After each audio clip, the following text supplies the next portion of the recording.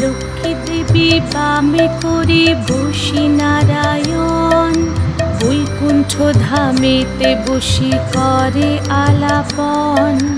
হেন কালে বিনা হাতে হাসি মুনিবর, হরি গুণ গানে মত্ত হইয়া বিভোর।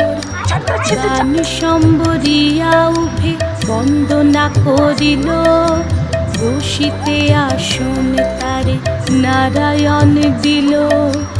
মধুর বাচনে লোকে জিজ্ঞাসিল তাই, কিবা মনে করি মুনি হাসিরে হেথায়।